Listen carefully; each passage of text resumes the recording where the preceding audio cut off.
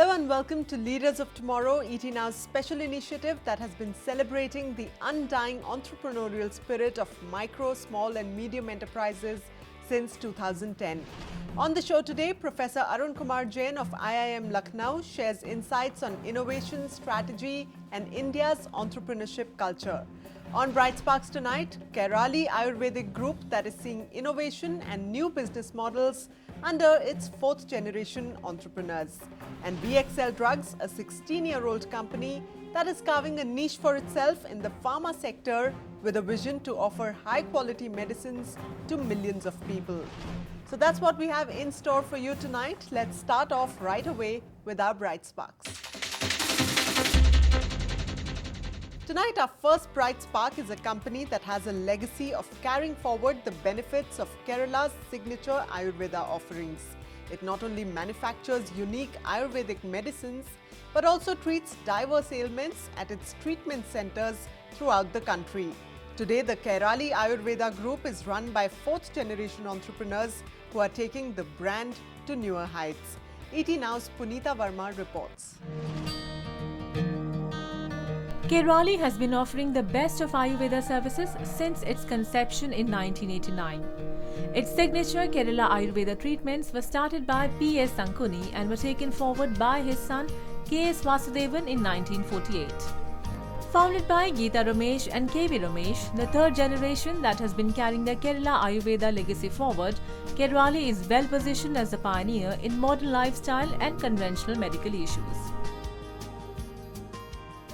Well, in these times, the younger generation is looking at quick fix therapies that can give them instant relief and fix their health. And Ayurveda definitely takes longer in order to cure them, though it's more effective and it's deeper, but definitely takes more time. So how are you managing to keep Ayurveda relevant amid an onslaught of such quick fix therapies?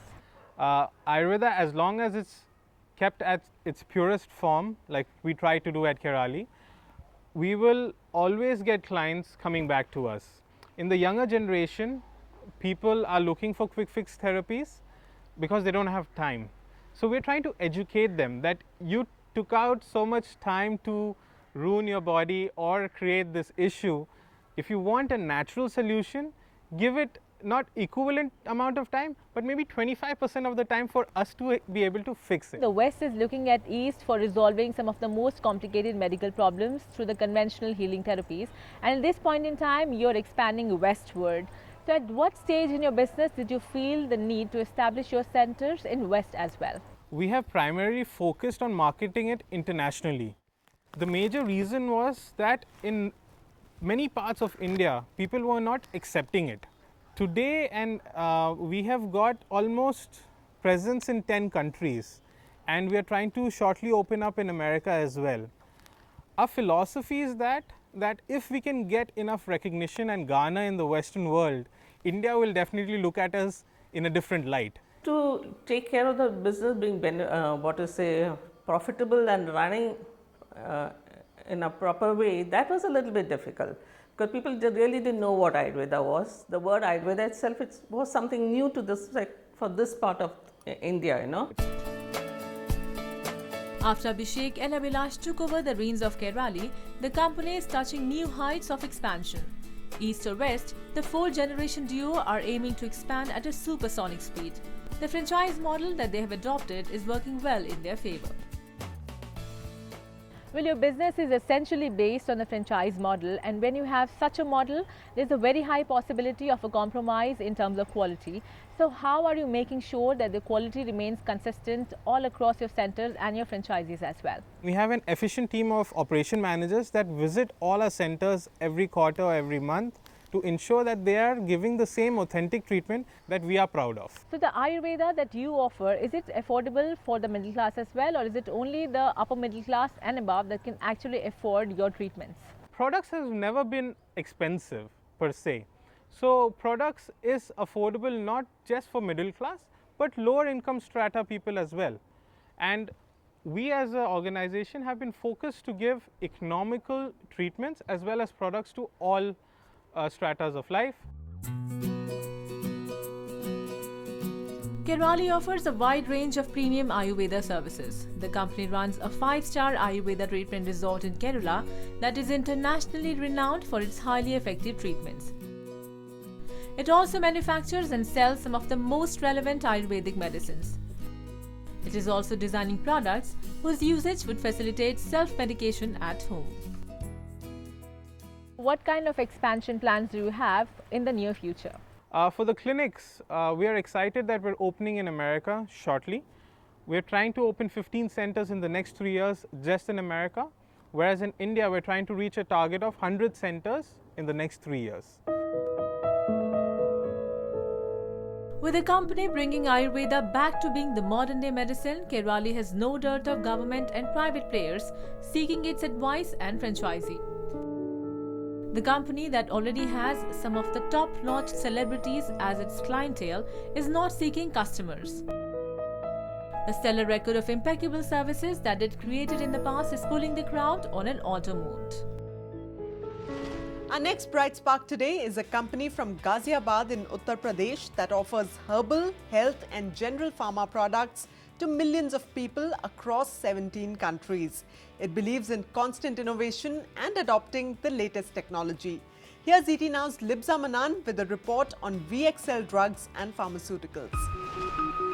VXL Drugs and Pharmaceuticals, based at Ghaziabad in Uttar Pradesh, was incepted in the year 2000 with a vision to cater to the health needs of millions. Over the years, the company has carved a niche in the competitive pharma market with its wide range of products. 15 years ago, Vipin Bansal gave wings to his entrepreneurial dream and is today taking VXL's flight to new heights of success. You're a first-generation entrepreneur who started VXL Drugs and Pharmaceuticals around 1.5 decades ago, and today the company is into a diverse range of healthcare products. So talk to us about the product range and also how has the journey been so far? See, when we started our business, obviously we started with pharmaceuticals. That was our core business initially. But over a period of time, like slowly and gradually, when we started moving further, we found that the Indian medicines or Indian system of medicine is also like picking up pretty well. So we decided to start herbal pharmaceuticals also. We selected very few categories. We were having, a pharmaceutical band of mind. So we decided not to go for every kind of herbs because they were not standardized. There were so many issues with the herbal system. So we did a lot of research on that, and we selected only 15-20 products which were most commonly and well documented by the Indian books. Talk to us about some of the initial challenges that the company had to overcome during its days of inception. For a first generation entrepreneur, I think the first biggest challenge would be the finances. So we also had the same thing. We also faced a hell lot of issues with that. But we touch wood, we successfully came out of that. What are some of the key differentiating factors that make the company stand out from other key players in the market? Business model is a bit different than others. First of all, you will not find many companies in pharmaceutical sector who are totally concentrating on international business and not selling anything in Indian market. So we are one of those. What are the strategies for tackling global competition and staying ahead in the pharma sector? If you can give a good client servicing in the international market, then nobody can stop you out. And for that reason, what we have done is, we are trying to concentrate on certain markets and we are opening our own offices. And we have our full-fledged office running in Latin America. We are opening an office in Iran. We are right now working with one gentleman there, and we will be opening an office, but that will be only for veterinary. So we are trying to cover up the area with a quality service. Today, VXL's portfolio spans over 4 different categories, including general pharmaceuticals, herbal, health, and veterinary products. The brand's core focus on uncompromising quality and constant innovation has helped VXL in establishing itself as an efficient enterprise not only in India, but across 17 countries worldwide. We are focusing upon opening our own offices in the areas where there is a high potential of building up a network over there.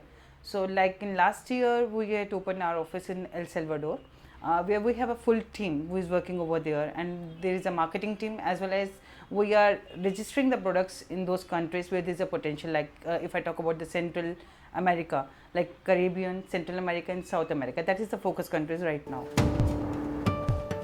VXL's state-of-the-art manufacturing unit in Haryana is driving its constant growth. Adopting the latest technology, the facility is well equipped with modern machinery to efficiently process large orders, and a team of reputed lab professionals tests every VXL drug, ensuring quality and not just quantity in production. All our staff, they are well qualified right from the post-graduation level to doctorate level. They are well trained to perform their jobs. All our machineries are PLC controlled. Whatever we do, you can have a traceability of each and every process. All the things are recorded. Everything is there. There are intermediate checks, there are final checks, there are preliminary checks for the incoming materials, in process finished products and the finished products. So this is how we have put checks and points in each and every places of the process to control the things, and definitely whatever goes out from our factory, we ensure that it is of the topmost quality.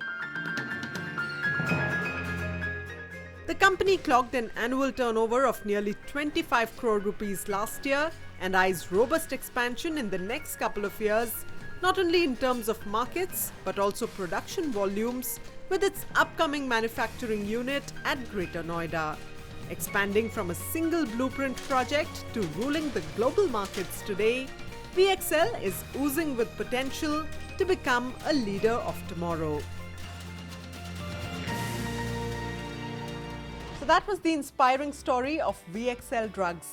Let's take a short break at this point. On the other side, we'll catch up with Professor Arun Kumar Jain of IIM Lucknow and get you insights on innovation, strategy and technology adoption by MSMEs. Stay with us on Leaders of Tomorrow.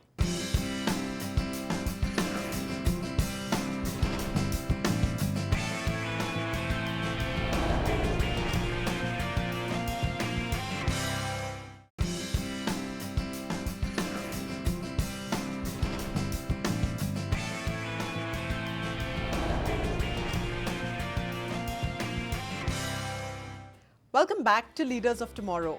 Next up is our special segment called Insight, where we bring you exciting conversations with leaders from India Inc., policymakers and academicians on issues that matter to the MSME sector.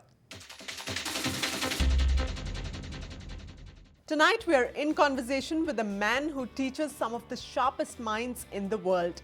I caught up with him earlier to hear his views on the startup culture of India, sky-high valuations, innovation and technology adoption by small companies and much more. Take a look at the conversation I had with Professor Arun Kumar Jain of the Indian Institute of Management, Lucknow. You teach a lot of budding entrepreneurs in India and across the world for that matter. What do you think of the entrepreneurship culture in India? I think the entrepreneurial culture now in India is exploding, especially the people who are having some kind of an intellectual domain knowledge, so deep domain knowledge, and that is almost the aspirations of the young generation, and then they want to get onto the bandwagon of this internet economy, the new age economy. So I think the scenario is absolutely wonderful now. We are at the right time. But while we are seeing a lot of startups in the internet age, so to speak, there are a number of companies coming up that want to leverage the internet and build a business based on the internet. What happens to traditional manufacturing? We are launching the Make in India campaign. We want India to be a global manufacturing hub. But as far as traditional manufacturing sectors are concerned, how do you see that shaping up? I think it's a wonderful opportunity for these traditional, so-called traditional manufacturing companies, even from the micro and small scale enterprises, to go global or to go national or even to go regional. Let me give you one very small example. There is this hand pump manufacturer in Jalandhar, and he used to sell hand pumps to small villages around the place. and his sales could have been 4 to 5 lakhs per annum. Then his son put up a website and then through social media he started selling it. And today he's the biggest seller of hand pumps in the country with several crores of turnover. So even the traditional space can enjoy huge freedom and huge opportunities through this new technology side, driven opportunities. Today, startups are becoming high pay masters, and in this whole era of sky high valuations, they're offering money to India's best minds and attracting the best talent. How does a micro, small or medium enterprise in this space compete with these well-funded players? There are two things again on this issue.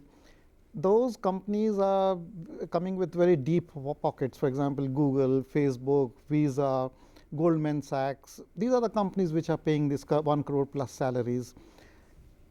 They are looking for a different kind of skills from these undergraduate or just past engineering students. But the same engineering students are also highly aspirational. They also want freedom of space. So they are also having their own startups now. And you have got this Flipkart or Snapdeal. These are offshoots of the same genre. So that's not a disconnect in that sense.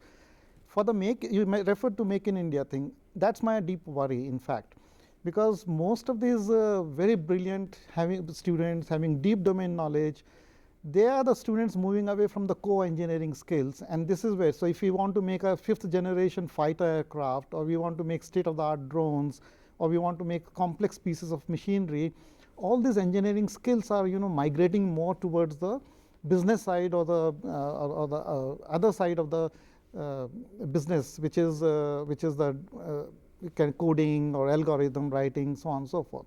I think that's my worry, of course. Today, startups are already coming in with professionals. They have deep pockets. They can afford great talent.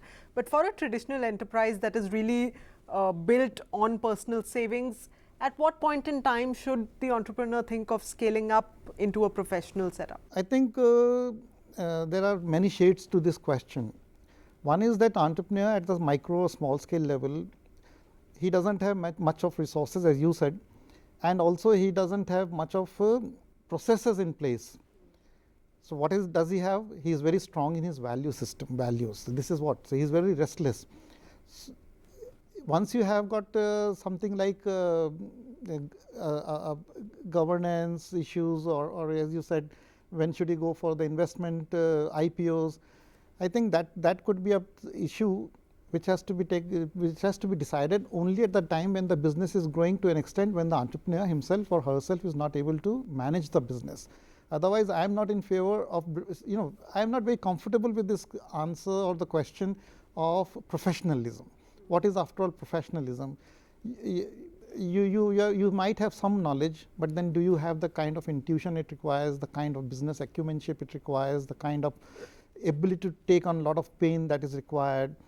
So I think there is a stage when it comes. It's difficult to say when that stage will come, but when you are really going global, then probably require that kind of professionalism. One of the major challenges for the MSME sector is that of skilled manpower. And while they may be open to buying some technology, the whole thought of getting skilled manpower to run that technology is also prohibitive for them. So do you think there are many user-friendly technologies available for entrepreneurs today, and it's just the lack of awareness? Or do you think on the technology front we need more innovation to make it much more user-friendly as well? Depends on what side of the value chain we are looking at. So if you are looking at, let's say, the manufacturing side, the ecosystem, the question which you referred to earlier, India is still a bit lacking on that side. But if you look at some of the developed economies, so for very high-tech businesses like biotech, healthcare, for example, or let's say genetics engineering, you have this concept of shared economy.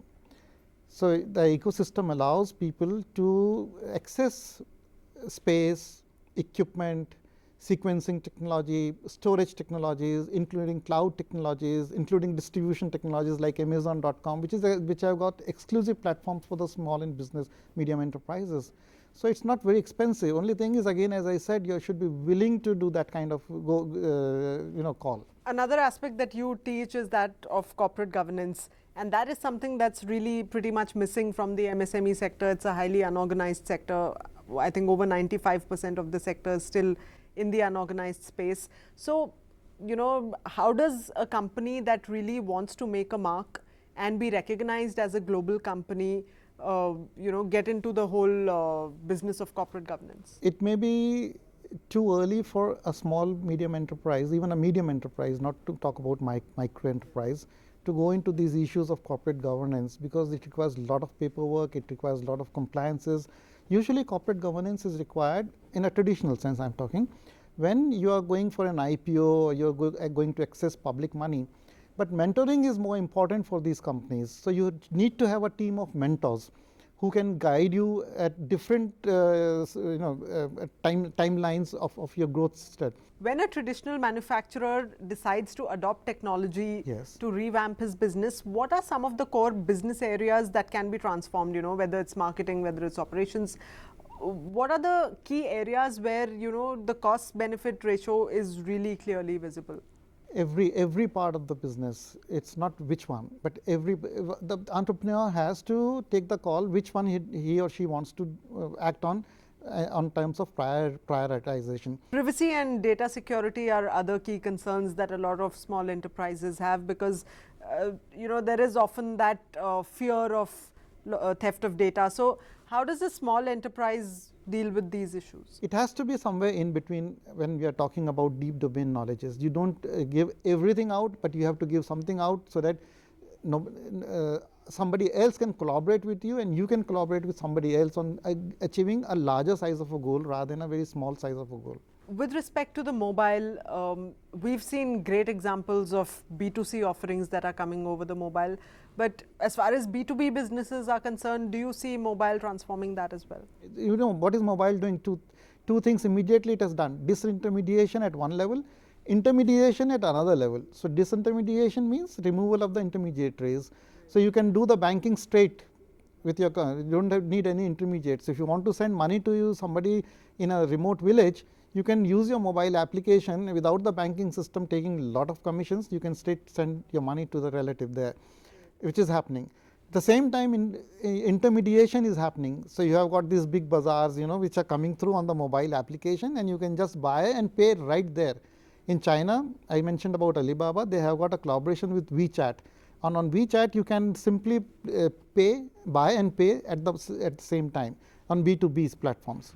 Well, with that, it's a wrap for tonight on Leaders of Tomorrow. Conversations around the MSME sector will continue throughout the week only on ET Now. Feel free to get in touch with us at leadersoftomorrow@timesgroup.com or reach out to us using social media by just putting in the hashtag LOT or call us on the number flashing on your screen. That's all we have tonight. Thanks for joining us. Goodbye and good night.